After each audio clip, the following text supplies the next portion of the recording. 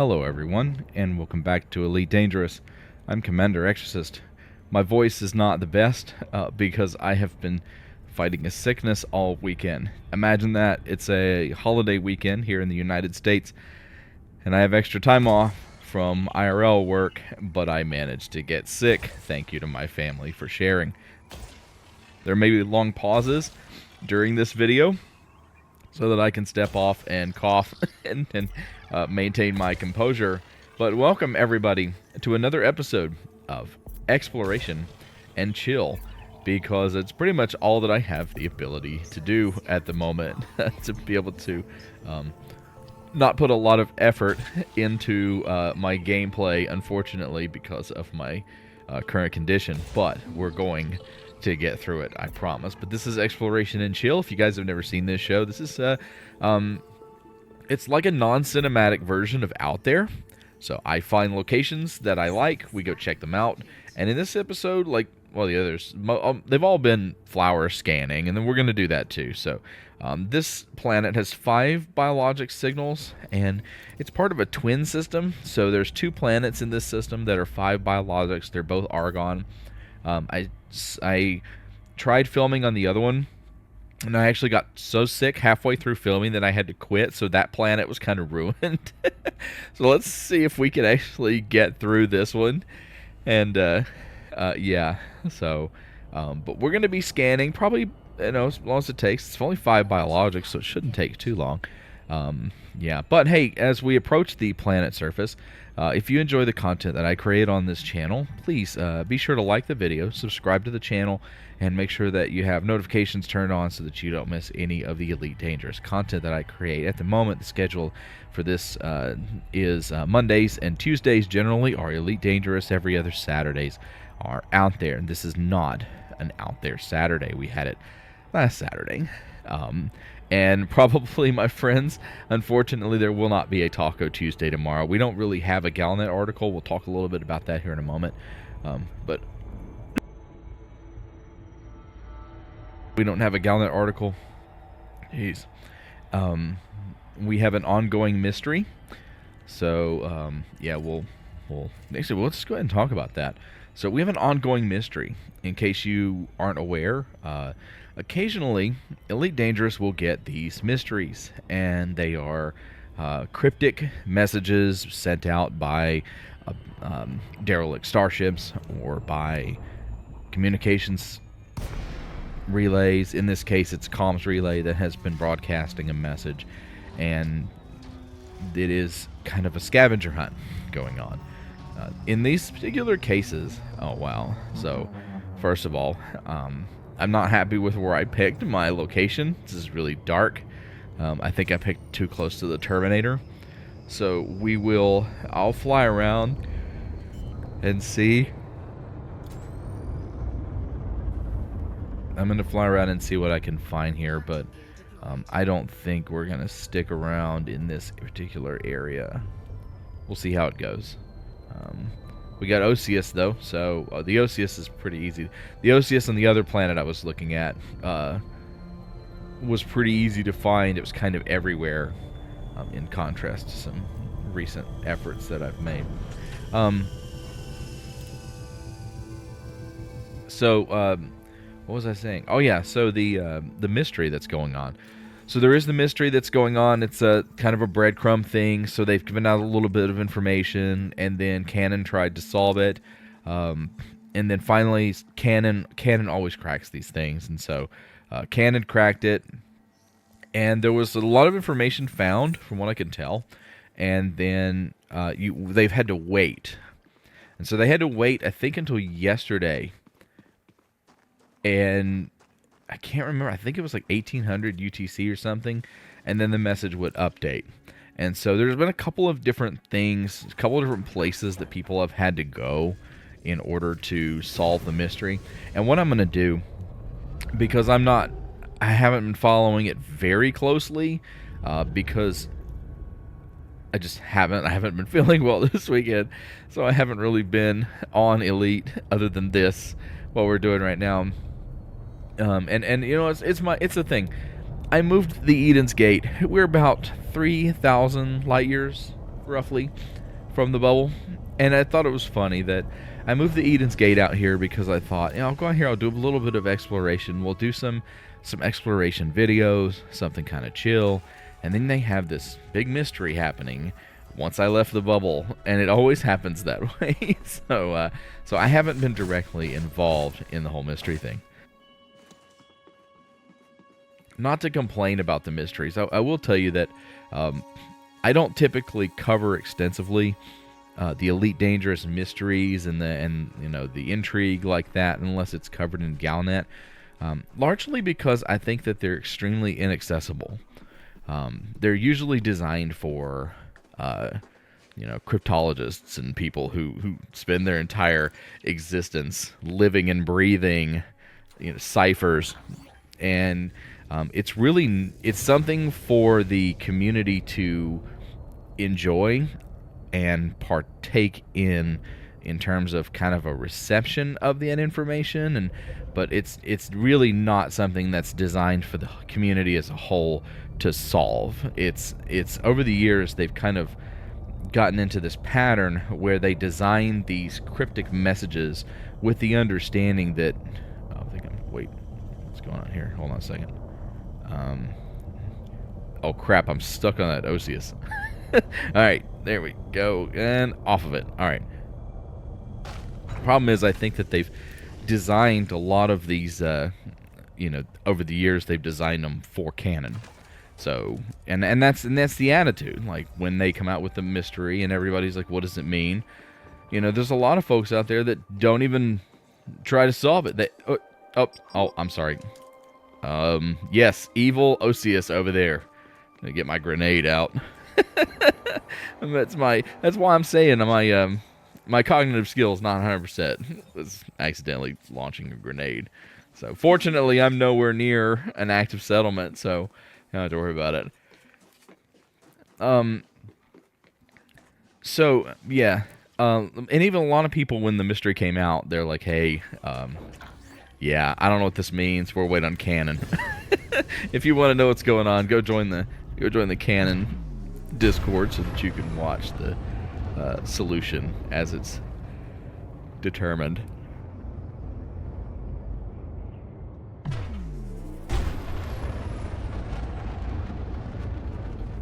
It'll be interesting to see, though, what they come up with. Alright, so we are extremely close to the Terminator. I'm going to see if I can find... there's not even any flat terrain around here. I mean, there's some off to the far right there, but I don't know about this. You know what? Let's just do this. So we're gonna go back up into orbit. We're gonna do another target on the planet, and I'm gonna come back down further away from the Terminator so that I can be in a little bit better light for you guys to see.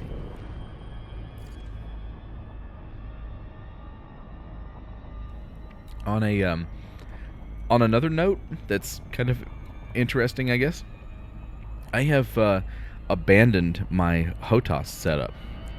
I know I did a review of the Sol R1, and up until recently I've been doing all of my Elite Dangerous content, aside from the ground stuff, on keyboard and mouse and on my Sol R1. Well, I actually disconnected my Sol R1 and cleaned it up.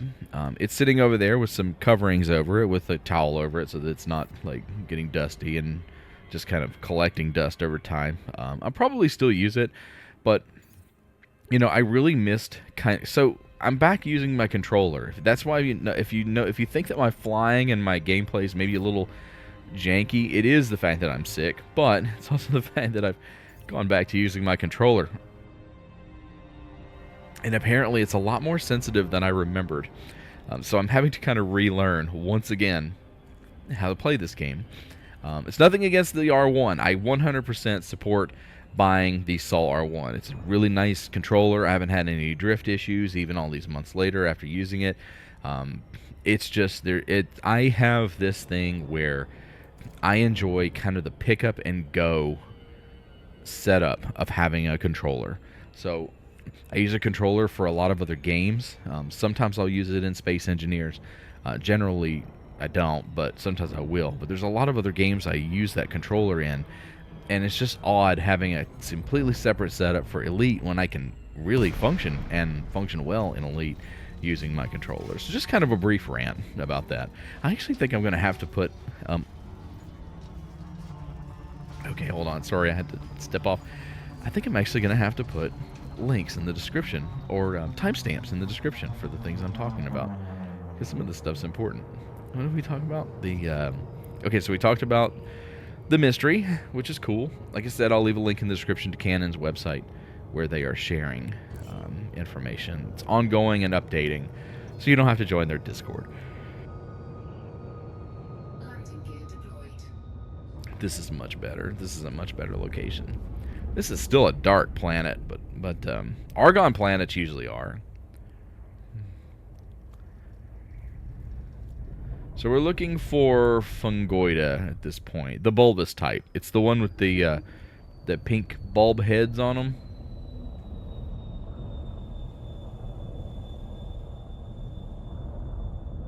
It's weird. There's a lot of these planets, and they're identical. Like, they've got the same sky color. And then there's the Osseous that looks like the honeycomb wafers. And then there's the bulbous Fungoida. And then they used to have it's a tussock or a Funticulula, I think is what it is, which is the mushrooms. They're like a mushroom. They're like an inverted mushroom. Kind of looks like a cup flower. And let's see here. And they usually are at the foot of these hills here. So you'll have these little mountain ranges there, and they just kind of pop up out of nowhere. So you gotta watch out. You gotta be careful. There we go. See, just out of nowhere, pink bulbous Fungoida. I honestly believe there was a conspiracy to make the names of and the appearance of a lot of these plants in Elite Dangerous as suggestive as possible.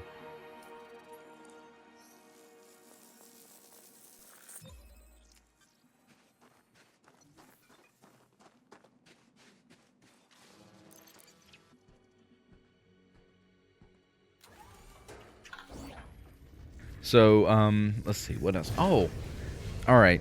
So, we're going to talk real quick as I'm flying here looking for the next two.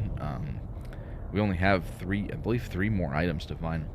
I want to talk about Frontier Unlocked. So, Frontier Unlocked has become Frontier Stunlocked. And I'm not happy about that.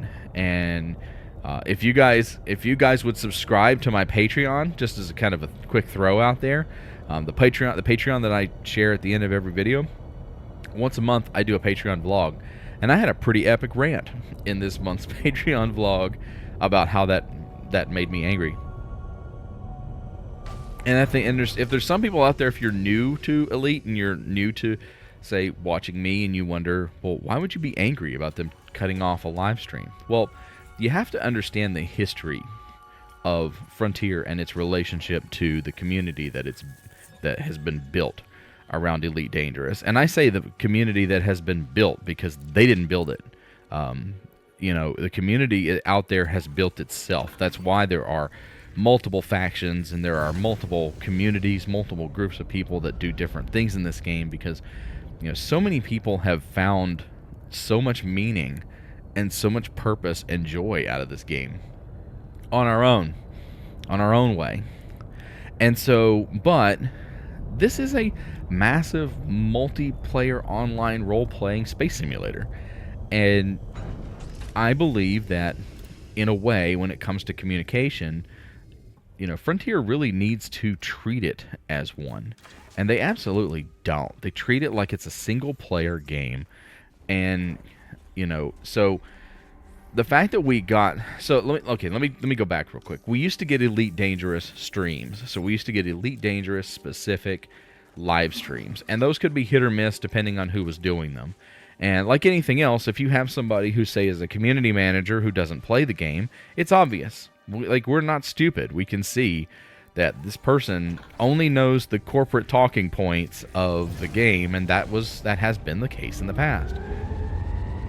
And then you get people that play the game and are passionate about it, and it makes a difference because when they speak, they are speaking not only just as a community manager or as a developer or whatever, they're speaking as one of us. They're speaking as a player, and so, you know, it is important for a game that is living and breathing like Elite Dangerous to have that level of interaction.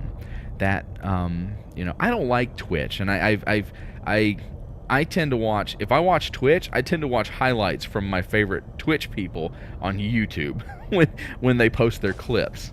And, you know, and I get that, but that is what we call passive engagement. And passive engagement's exactly what you're doing here. If I was streaming this activity where I'm trying to, it is still so freaking dark on this world. I don't get why I can't see anything. So I'm trying to find the tussock.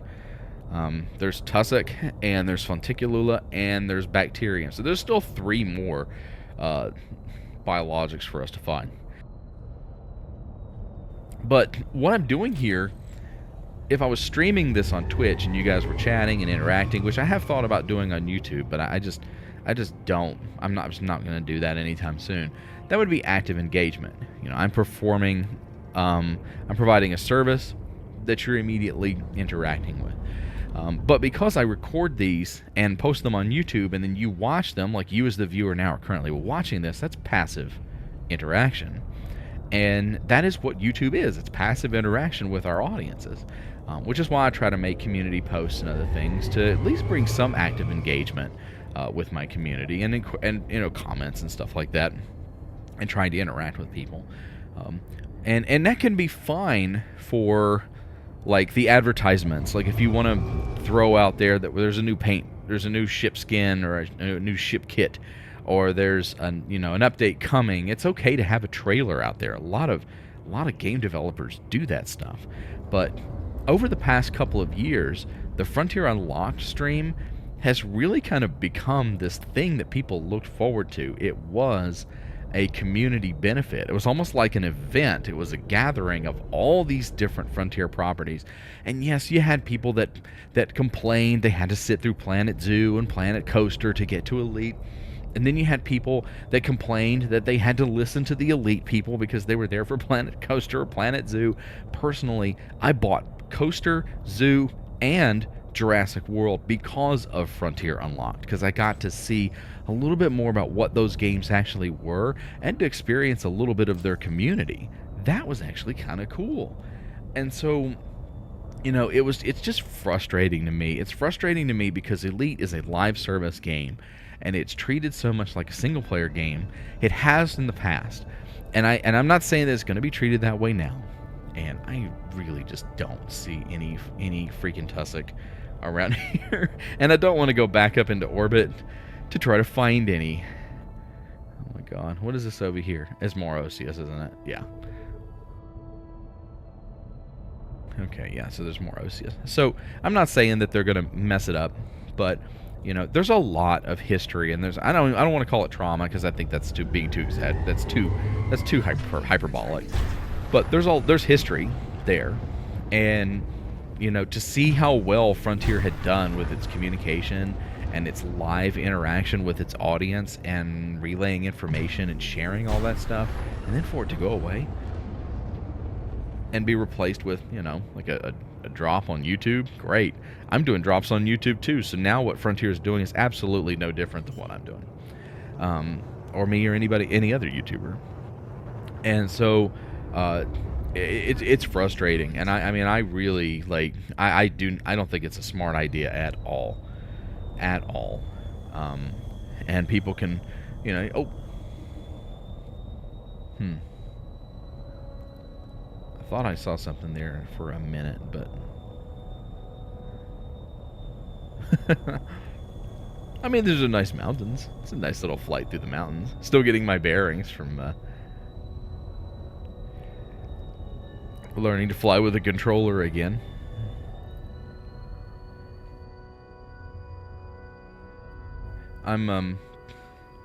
But yeah, it just, you know, I want to see this game succeed. I think that Elite Dangerous is in such a good position compared to where it was a few years ago. And it has been such a long and exhausting road that I seriously don't want to see that ruined. And yeah, that's why I'm frustrated with it. I think, I know, you know, we used to say that there's people in the community that honestly believe that Frontier is completely incompetent and incapable of doing certain things. And while I think that I kind of tend to fall more in the middle of the road in terms of them not being incompetent, but making poor decisions a lot of times. And this is a poor decision. It really is. It's a straight up poor decision. They've proven that they are competent enough to put together a live stream. I mean, and somebody had said, and I don't know where I heard this, but if this is true, this is insane. Somebody had said that it takes like 2 weeks to put together that live stream. Bro, if it takes you 2 weeks to put together a 90-minute live stream, you're doing something wrong. I mean, you really are. Even with a product, I mean, that's not even a product release. You're just talking about what you're working on. Imagine get 2 people from each section, say, hey, you owe me 30 minutes on what you're doing. Just an interview. And I mean, that's just kind of, that's it. You know, there's always somebody in a department like that that has the ability to talk on camera for a little bit. And it just doesn't make any sense. Okay, I don't want to go over here. It's extremely dark. I feel like the sun is going down really quickly here. So let's go over here in this flat area. I say flat, but, you know, less jaggedy region. See what we can find over here. This is kind of nice. This is a nice little planet. It's giving me a chance to talk about some stuff, though, so... I think I've honestly been, I think where I'm sick, I've been talking more. Oh, here we go. Got it. I've been talking more. The tussock. I've been talking more than I've been probably narrating the exploration. I'm sorry if that's been annoying. But it's not that, I don't believe that Frontier is incompetent. I just believe that they have a habit of making bad decisions. This is a bad decision. And it's a hill I would die on. It really is. I really like these tussock. These are nice. And part of it's because I really love this game, and I want to see this game succeed. And I think that, you know, knowing that Frontier's capable of putting these things together and boosting their communities, and yeah, you're going to have people that will complain if you put Elite first. The coaster and zoo people will complain. If you put Elite last, the Elite people are going to complain. And it's just kind of what it is. But I think it really worked because it was an event, and it was something people looked forward to, and it was a way for us to kind of know, you know, all right, it's, you know, we should learn more about this XYZ feature coming up, and it gave us something to look forward to as a community, because I'm going to say it again, this is a live service game, and I think that the community needs to be managed as if it's a live service. Let us know that it's living, you know. I mean, we all know it's living. We're out here scanning flowers, and still, some people are still fighting Thargoids, and some people are unraveling mysteries and whatnot. But, you know, it's nice sometimes just to hear from the development team to let us know that they're still around and they're still doing things and not just keeping the lights on for us, which we appreciate that too. But I think you guys get the point. Yeah, it's just, I won't ramble too much more on that. But I was going to create, I appreciate the opportunity to do that, like in this video, versus making an entire video, because I was hot the day that they announced that change, and I thought about doing an entire video talking about it, but we'll just do this just as I'm scanning these pine cone looking things here.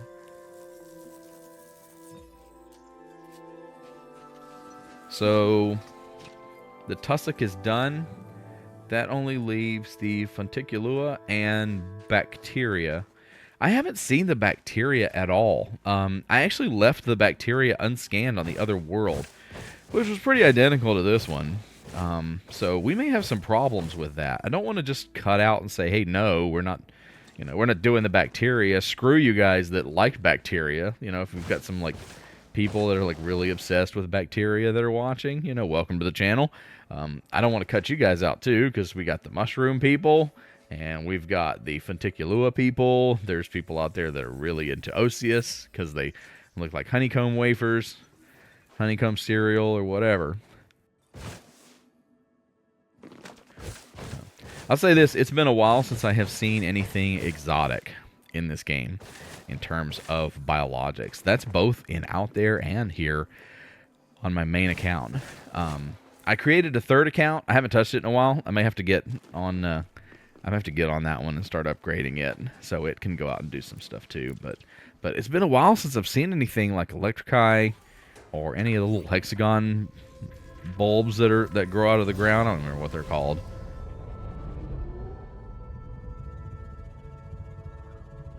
Now this Funticulua, I think, I thought that was pretty prevalent.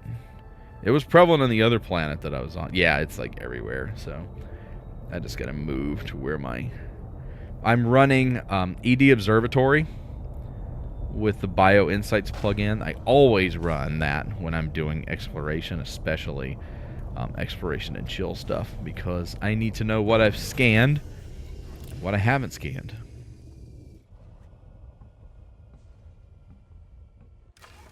Plus, it's really good for knowing whether the planet that you're on is actually worth putting any effort into it.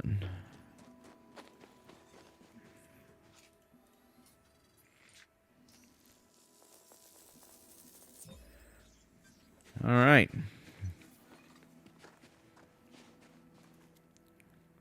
So there's 2 out of 3.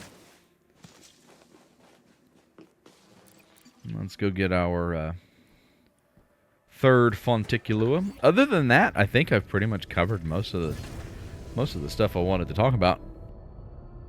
I'm starting to feel my throat getting sore again, so I'll try to keep it to a minimum. I think we only got a couple minutes left till we got to find this next Funticulua, and then if I can't find the bacteria, I don't know how much effort I'm going to put into finding it, but I promise I'm going to give at least a try to find the bacteria.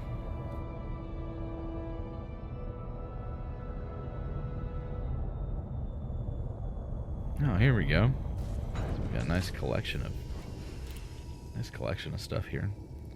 So, but thank you guys, honestly, for being continuing to support this channel. We've been around a long time. Been playing Elite Dangerous a very long time. I've watched this game evolve and grow, and I've watched the community grow and evolve and change. People have come, people have gone.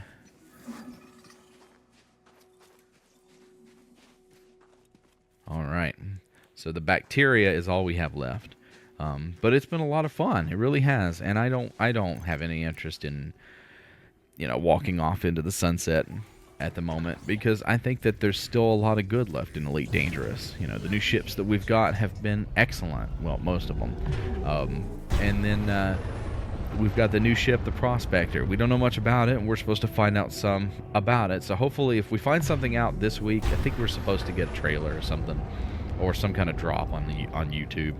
I'll probably throw something together. I don't know. Depends on. I don't want to create a video like that with the way I feel, with me kind of hacking through it. So we'll see. We'll see how I feel in a couple of days, if that's even possible. So we're going to go over here, try to get away from these mountains, and see if I can find any sign of bacteria.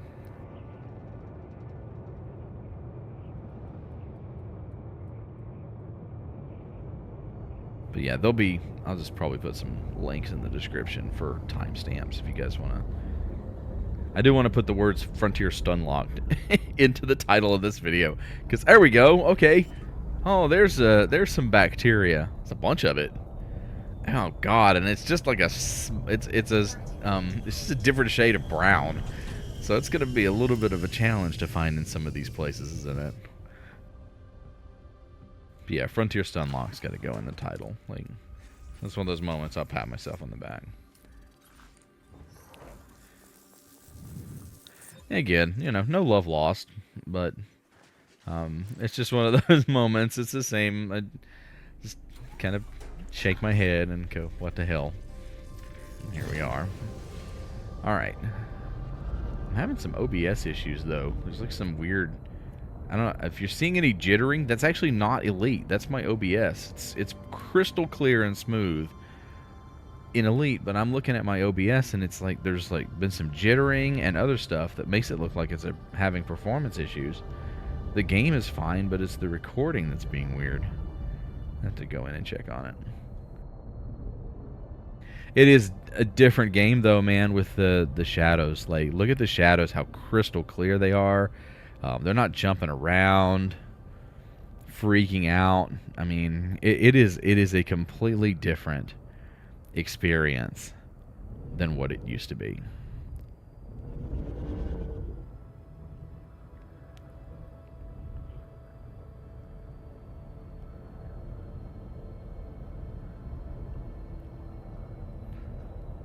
There we go. Because yeah, before some of these shadows would be jumping around and flickering, and the mountains would go light and then they would go dark.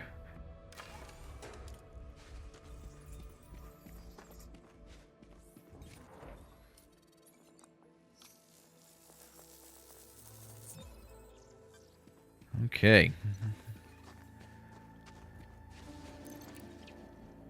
We've got one more piece of bacteria to find.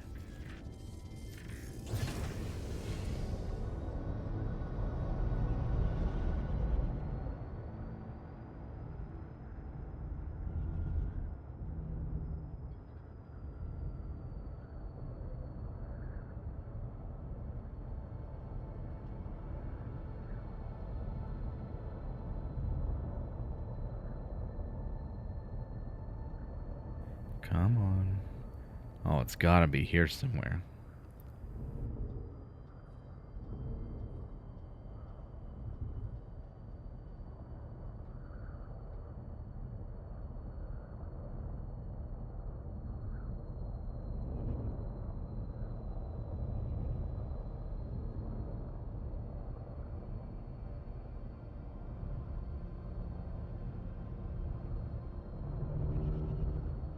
Yeah, you see that jittering? Ah, got it.